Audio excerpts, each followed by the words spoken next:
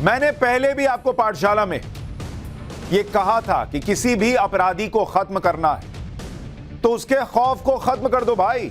वो अपराधी ऐसे ही खत्म हो जाता है, क्योंकि अपराधी का सारा साम्राज्य ही खौफ पर टिका होता है। खौफ खत्म, अपराधी खत्म। योगी आदित्यनाथ तो एक लेवल आगे चले गए। योगी आदित्यनाथ ने माफिया अतीक अहमद के साथ यही कर दिया। आज आपको एक एक डिटेल बताऊंगा कि योगी आदित्यनाथ ने माफिया अतीक अहमद के साथ वो किया है जिससे वो जीते जी खत्म हो गया, जीते जी मर गया बॉस। मैंने आपको पिछली बार कहा था ना कि अतीक कैसे अतीकवा हो गया। आज अतीक अतीकवा से खत्म अतीक हो चुका है, खत्म मामला हो चुका है। लोग बात कर रहे हैं खत्म हो गया बॉस। ये अतीक अहमद की तस्वीर आज आपको दिखाता हूं। ये अब कहीं से माफिया अतीक आपको नजर नहीं आएगा। ये आदमी जो कैसी बड़ी बड़ी गाड़ियों में चलता था, इसका क्या रौला होता था अभी दिखाऊंगा। ये आज पुलिस वैन की फर्श पर बैठा हुआ है, जमीन पर बैठा है। ये जो कहने को सो कॉल्ड माफिया है, जिसका डर खौफ होता था, योगी आदित्यनाथ ने इसको जमीन पर बैठा दिया। बैठ, लुटा पिटा दिख रहा है। बड़ी बात तो यह है कि ये खुद मान रहा है कि माफिया अतीक मिट्टी में मिल चुका है। अब तो उसे रगड़ा जा रहा है। एक बार पहले उसका बयान सुनिए। साबरमती जेल में मुझको बहुत परेशान किया जा रहा है, त्रास दिया जा रहा है। कोई फोन हमने वहां से नहीं किया, वहां जैमर लगे हुए हैं। कोई साजिश हमने जेल से नहीं रची। 6 साल से मैं जेल में हूँ। मेरा पूरा परिवार बर्बाद हो चुका है। सरकार ने कहा मट्टी में मिला देंगे, तो मट्टी में तो मिल गए। अब मट्टी में मिलने के बाद रगड़े जा रहे हैं। मट्टी में तो मिल गए। माफिया अतीक खुद कबूल कर रहा है कि बॉस ये तो मिट्टी में मिला दिया, और मिट्टी में मिलाने के बाद अभी रगड़ रहे हैं। कह रहे हैं साबरमती जेल में जो है मुझे परेशान किया जा रहा है। तो तुमको क्या वहां एंटरटेन करने ले गए थे? तुमको लगा था वहां डीजे का गाना बजाएंगे और तुम मजे करोगे जैसे पहले किया करते थे जेल के बाहर? अरे वो जेल है बॉस, तुमको सजा मिली है तो काम करना पड़ेगा, जेल की रोटी खानी पड़ेगी भाई। लेकिन ये सब इसके दिमाग में कभी रहा नहीं ना। इसको लगता था कि भाई सब अपने दोस्त यार हैं, पॉलिटिकल सर्कल में भी सब कंट्रोल में है, मुझे कौन जेल भेजेगा। आज दिन बदल गया। ये देखिए कैसे बैठा हुआ, आंखें फाड़ फाड़ के देख रहा है। शक्ल देखिए इस आदमी की, कैसे जमीन पर बैठा हुआ है। अतीक अहमद की सारी माफियागिरी मिट्टी में मिल चुकी है। इसीलिए मैं कह रहा हूं कि ये खत्म हो गया। ये जीते जी मर चुका है। आज की डेट में मिट्टी में मिल चुका है। ये इसकी अकड़ को योगी ने रगड़ दिया है। ये वही अतीक अहमद है जिसका एक वक्त पर जलवा हुआ करता था। वो दूसरों को मिट्टी में मिला देता था। आपको तस्वीर दिखाता हूं, आप देखिए। एक जमाना था ये आदमी बंगले में रहता था, सोफे पर रौले के साथ बैठता था। लोग इसके सामने नीचे जमीन पर बैठते थे। आज वही माफिया अतीक माफियागिरी से तौबा कर रहा है। योगी ने अतीक अहमद को गुजरात से प्रयागराज के 2 चक्कर क्या लगवाए, 2 चक्कर अप डाउन करवाते ही, अभी तो डाउन हुआ ही नहीं, अभी तो अप हुआ है। अतीक अहमद की सारी हेकड़ी निकल गई। अतीक की गाड़ी तो पलटी नहीं, लेकिन वो जीते जी खत्म हो चुका है। क्योंकि अतीक जो डर दिखाता है, उस डर में आज वो खुद जी रहा है। एक दौर था जब अतीक अहमद आलीशान जिंदगी जीता था, जो चाहता था उसे हासिल कर लेता था। ये ऐसे ही बैठा रहता था भाई सोफे पे। पिछले 6 साल में अतीक अहमद को योगी आदित्यनाथ ने अर्श से वैन की फर्श पर लाकर पटक दिया। बैठ, ये हालत कर दी है योगी आदित्यनाथ ने। आज वैन की फर्श पर बैठा अतीक अहमद वो माफिया है जो एक वक्त पर हजारों गाड़ियों के काफिले को लेकर चला करता था। हजारों गाड़ी बॉस, उसे किसी की कोई परवाह नहीं होती थी। योगी राज आने से पहले यही अतीक अहमद किस जलवे में रहता था, उसकी कुछ पुरानी तस्वीरें आपको दिखाता हूं। यह तस्वीर जो आपके स्क्रीन पर है, यह दिसंबर 2016 की है बॉस। उस समय योगी आदित्यनाथ की सरकार नहीं आई थी। यह भाई कानपुर से चुनाव लड़ रहा था। 2017 के विधानसभा चुनाव के लिए समाजवादी पार्टी ने अतीक को कानपुर कैंट से टिकट दिया था। तब चुनाव प्रचार करने के लिए अतीक अहमद कानपुर पहुंचा। अतीक के काफिले में 8-10 गाड़ी नहीं थी बॉस, 1500 गाड़ी। जो आदमी आज की डेट में पुलिस वैन की जमीन पर बैठा हुआ है, उसके फर्श पर बैठा हुआ है, कह रहा है कि मुझे तो खत्म कर दिया, अब रगड़ रहे हैं। वो 2016 तक देखिए, गाड़ियां गिनते जाइएगा, आप गिनती भूल जाइएगा, 1500 गाड़ी लेकर चुनाव प्रचार के लिए निकला था। आप गाड़ियां गिनते गिनते थक जाएंगे, लेकिन गाड़ियों की लाइन खत्म नहीं होगी। ये देखिए रौला, जाम लगा दिया था इसने कानपुर में।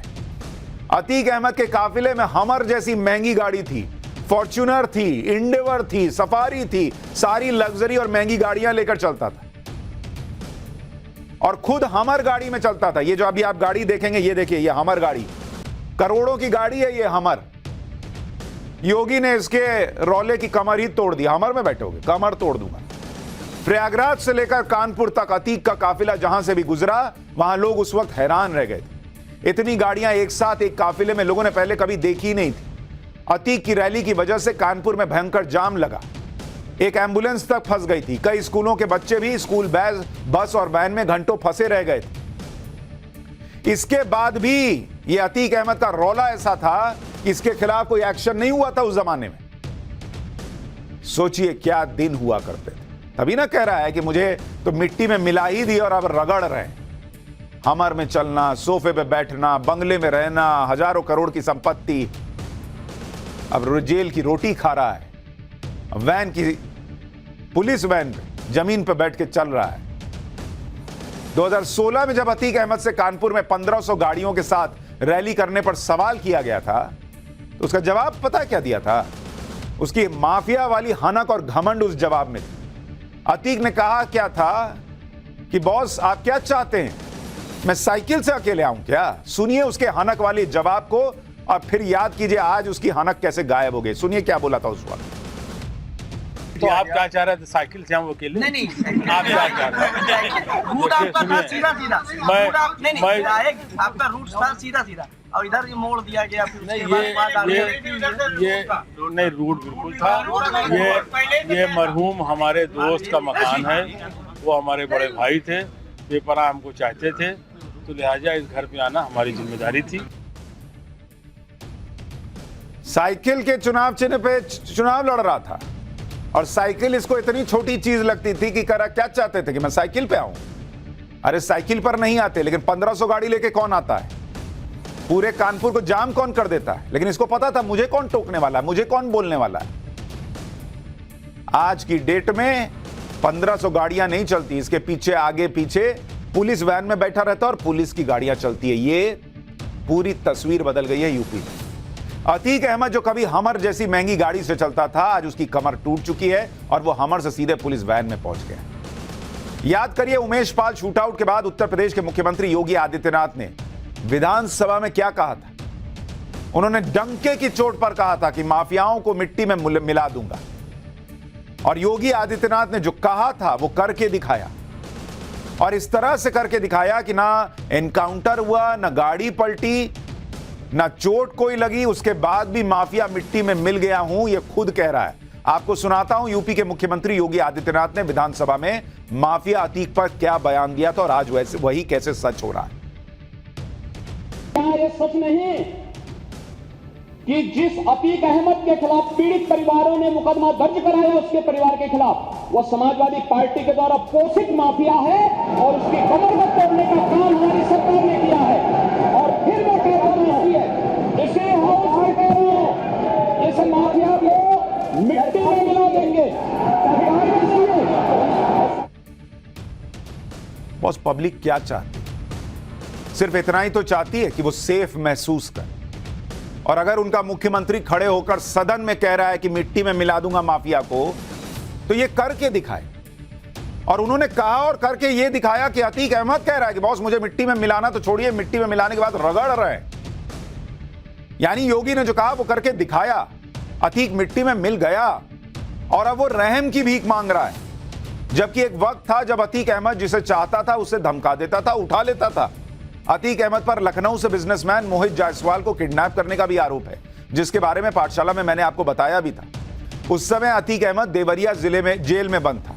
दावा किया जाता है कि अतीक ने जेल में बंद होने के बाद भी मोहित जायसवाल को फोन पर धमकी दी थी। आपको वो ऑडियो सुनाता हूं जिसके बारे में दावा किया जाता है कि अतीक अहमद की धमकी का ऑडियो है। सुनिए कि आज जो मिट्टी में मिला है वो क्या हुआ करता। अरे भाई बहादुर भैया, तुम एक काम करो, कल मत आओ। कल जो है वो हमारी बीवी आ रही है। हेलो जी। कल हमारी पत्नी आ रही है। कल आप मत आइए, और आइए तो कुछ ऐसा कर करा के आइए, कुछ बहुत सही। ऐसा ना हो कि आपका एक पैर एक हाथ टूट जाए, समझे भाई यकीन लेट जाओगे आराम से ठीक होने के लिए अस्पताल में, समझे, तो हमारा काम रुक जाएगा। भाई हम सोमवार को पैसा इकट्ठा करके आएंगे कि आपका मूड सही हो जाए, और दूसरी जो भरोसा टूटा है आपका। नहीं, आप तो करिए कि मतलब जितना अवॉइड हो सके हमारे सामने आप ना पड़िए। बात समझिए, आपको मैं बहुत गंभीरता से कह रहा हूँ। हेलो, आप अवॉइड करिए कि आप हमारे सामने ना पड़िए। आप भाई आप बड़े हैं, आप हमको मार लीजिए, कोई हमें। और दूसरी बात ये है कि आप मार भी दीजिए, हमको कोई दिक्कत नहीं है। आप ये लड़के नहीं, मार के चक्कर में आप न पड़िए। अभी ना आप मार जानते हैं, ना मार का हाल जानते हैं। मार वो चक्की आसान चीज नहीं ना, ये सब बात न करो।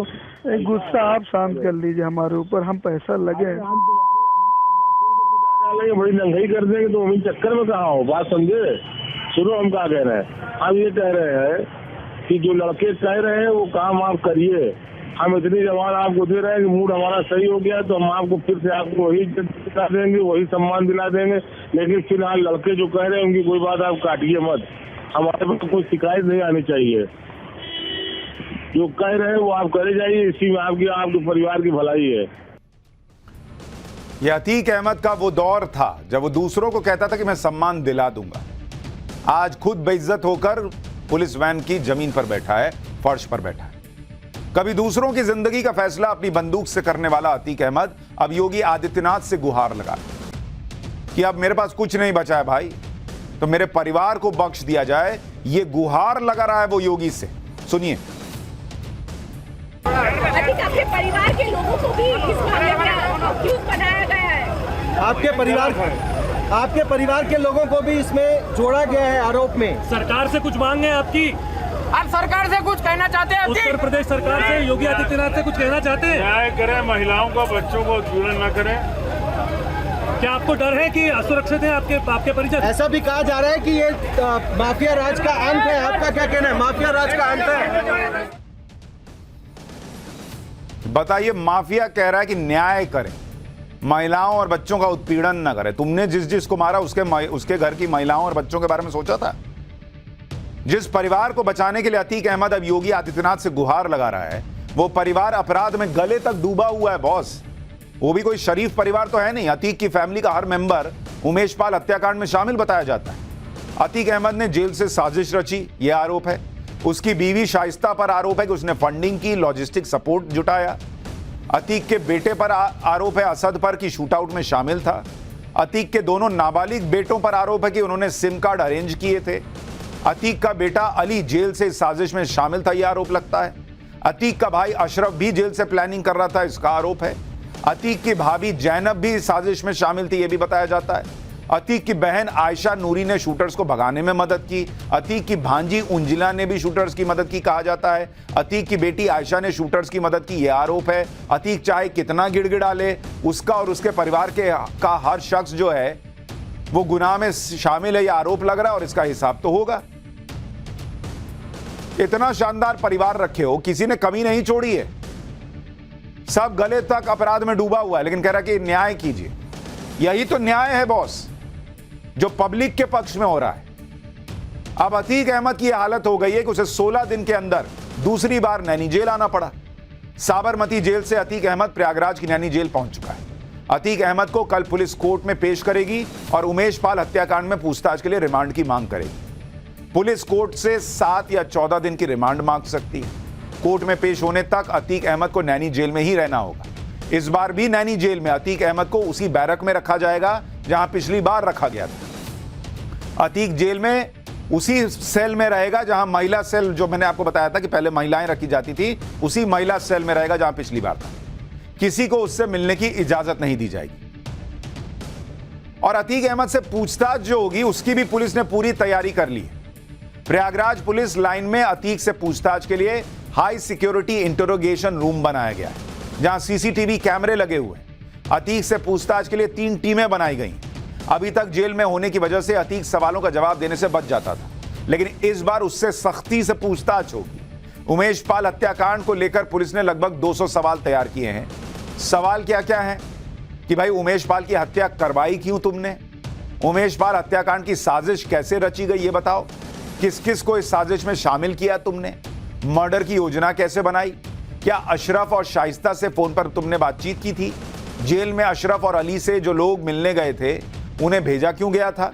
मर्डर के लिए हथियार कहां से मंगाए गए थे? दिल्ली और नेपाल में नेटवर्क क्या है? अशरफ को क्या निर्देश दिए गए थे ये भी बताओ।